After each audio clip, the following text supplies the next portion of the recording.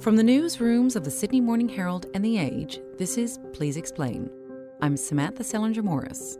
It's Thursday, June 8. Kathleen Folbig spent 20 years in prison for the death of her 4 children. For much of that time, she was pilloried as the worst female serial killer in Australian history. Then, on Monday, she was released from prison. In a news conference that stunned the nation, the New South Wales Attorney General announced that Folbig, now 55, had been pardoned. Today, legal affairs reporter Michaela Whitburn on what's been called the largest injustice in Australian legal history and what will happen now to the woman at the centre of it.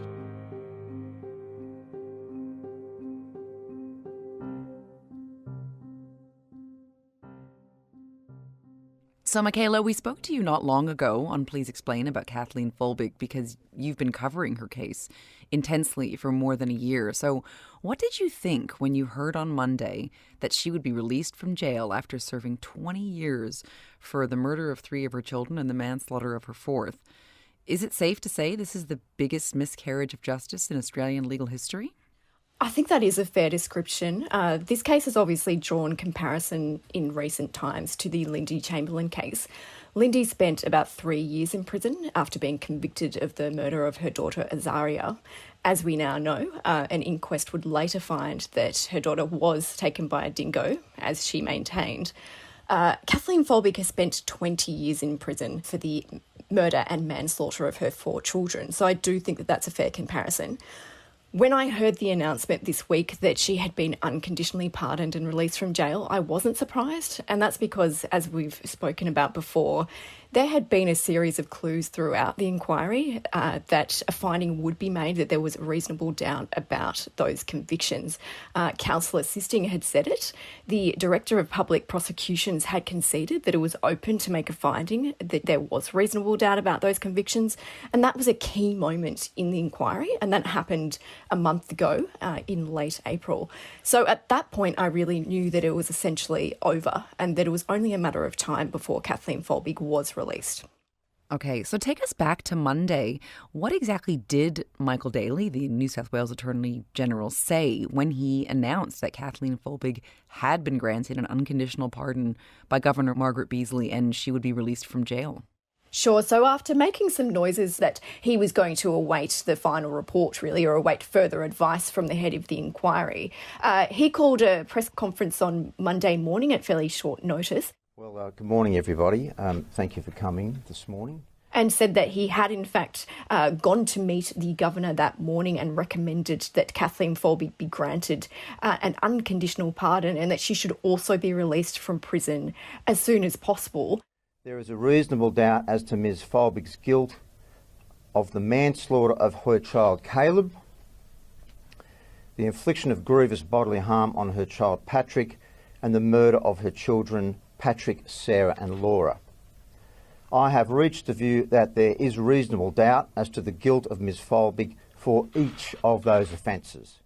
Set out below. And as we discovered, she had in fact already been released from prison by the time that press conference had been held. This morning at 9:30 I met with the Governor. I recommended that the Governor should exercise the royal prerogative of mercy and grant Ms Folbig an unconditional pardon. The Governor agreed. Ms Folbig has now been pardoned. What had happened in the days before he made that announcement is that Tom Bathurst, the head of the inquiry, had contacted him last week, around the time, in fact, that we had been writing stories about Michael Daly being under political pressure to act in advance of the final report. So Bathurst had contacted Daly and said, I'm prepared to give you a preliminary look at my findings. I've come to a firm view about the conclusions I'm going to make in this inquiry. But my final report, wading through a lot of really complex scientific and medical evidence, is still a bit more time away. Would it give you comfort to have a look at those preliminary findings now? Daly agreed, and he had a look at those on Friday. Over the weekend, he then took advice about what he could do as a result of those findings, which made it clear that Tom Bathurst was going to find there was indeed reasonable doubt about Kathleen Folbig's guilt. Okay, and so can you take us through this? Because we know that Kathleen Folbig has been pardoned, but her convictions have not been quashed. So can you help us understand what is going on here? What sort of bearing does this have on her guilt or innocence? So, in our legal system, a person is innocent until proven guilty, and their guilt must be proven beyond reasonable doubt. That's a really high standard that reflects the fact that it's such a grave decision to deprive a person of their liberty.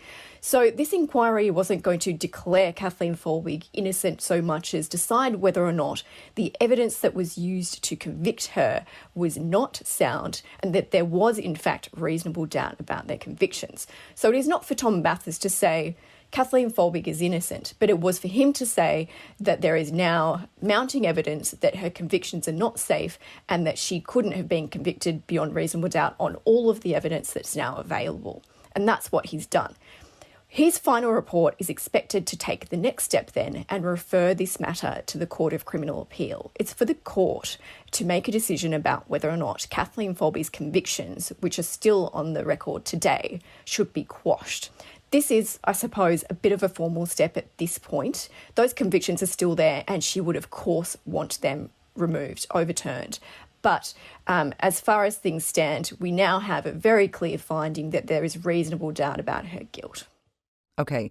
Dr. Emma Cunliffe and other legal experts have said that there was enough evidence presented at the first inquiry into Kathleen Folbig's convictions, held in 2019, to have warranted her release back then. So what do you make of that? So the first inquiry did hear evidence about a rare genetic mutation that Kathleen Folbig shared with her two daughters. And the inquiry heard evidence that this genetic variation might cause cardiac arrhythmias, irregular heart rhythms, and sudden unexpected death. So that inquiry did hear evidence about that genetic mutation.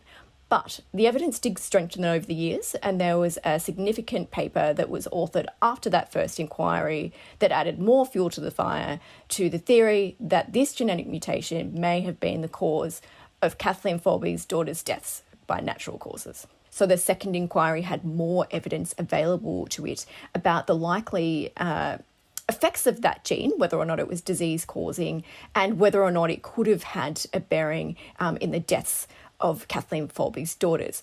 So yes, it is true that the first inquiry did hear evidence of this genetic mutation, and the mutation was found after Kathleen Folbig's trial. So there was no chance that it could have been raised in her trial.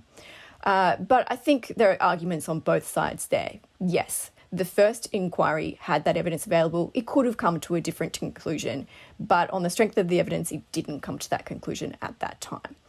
That first inquiry also didn't hear evidence about Kathleen Folbig's diaries, and nor did her trial, in the form of psychiatric and psychological evidence. The first inquiry did hear evidence from Kathleen Folbig herself about what the diaries meant, but the head of that inquiry didn't find that evidence persuasive at that time. I think perhaps if she'd given evidence in the second inquiry and in combination with the evidence of psychological and psychiatric evidence that was heard for the first time, that might have been even more persuasive. Okay, so what do you think we might see with regards to compensation on this matter? There's been a lot of chatter about it in the media. We know that Lindy and Michael Chamberlain were awarded $1.3 million after they were pardoned. And Lindy Chamberlain only spent 3 years in prison, obviously in comparison with Kathleen Folbig, who has spent 20. Kathleen Folbig is now 55. When she was sent to prison, I mean, the world was arguably a really different place. The iPhone had yet to come out. I mean, the Iraq War had just broken out. I mean, it was that long ago. Presumably, a lot of today's world is going to be quite confusing, even stressful for her. So could that have a bearing on what sort of compensation she might be likely to see? I think it will. And as you say, Lindy and Michael Chamberlain received what to our eyes seems like a relatively modest amount, $1.3 million between them. And as you note, she was in prison for 3 years. How much would Kathleen Folbig be expecting for 20 years in prison? We can only imagine that it would be many millions of dollars more.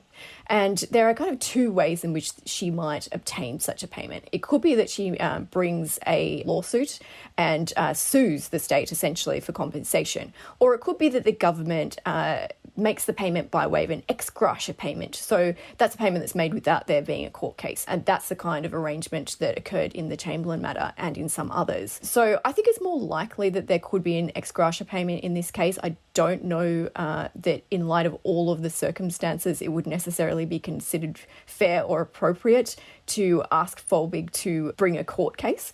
Also, she would have limited funds. You know, of course, some lawyers might be willing to act pro bono for her, but that doesn't really seem to be the most appropriate way for her to receive a compensation or a payment.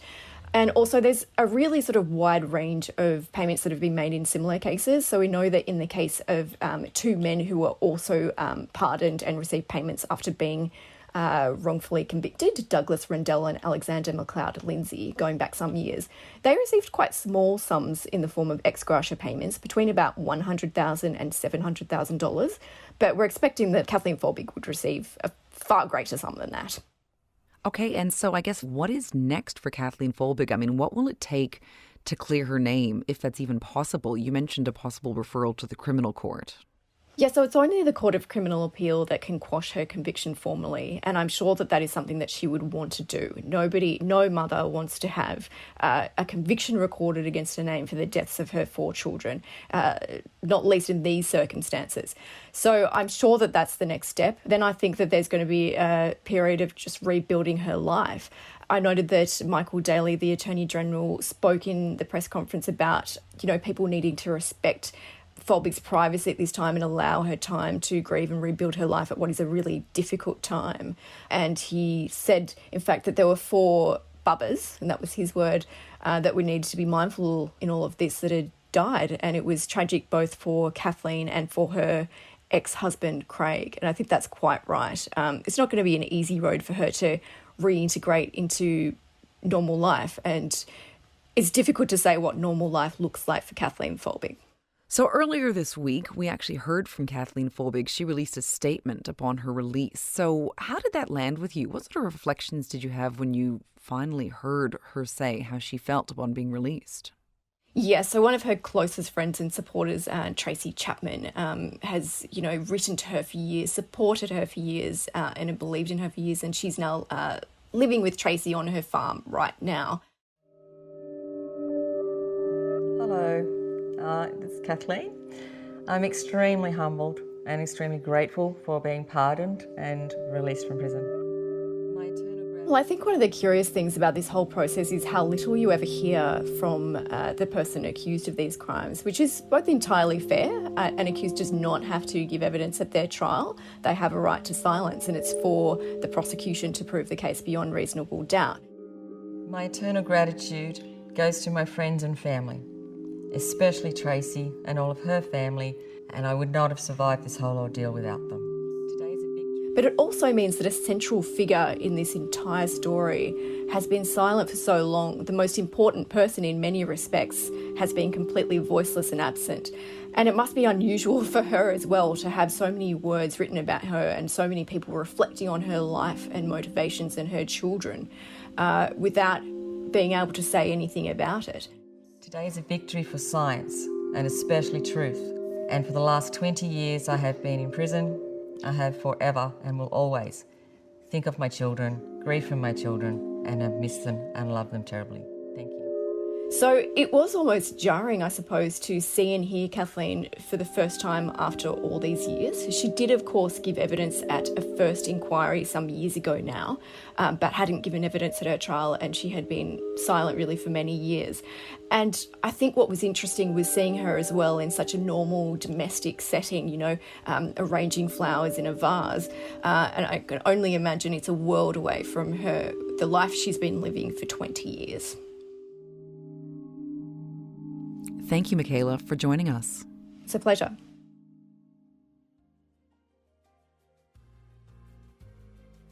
Today's episode of Please Explain was produced by Hannah Mills Turbot, with technical assistance from Chi Wong. Our executive producer is Ruby Schwartz. Please Explain is a production of The Age and the Sydney Morning Herald. If you enjoy the show and want more of our journalism, subscribe to our newspapers today. It's the best way to support what we do. Search The Age or smh.com.au/subscribe. I'm Samantha Selinger Morris. This is Please Explain. Thanks for listening.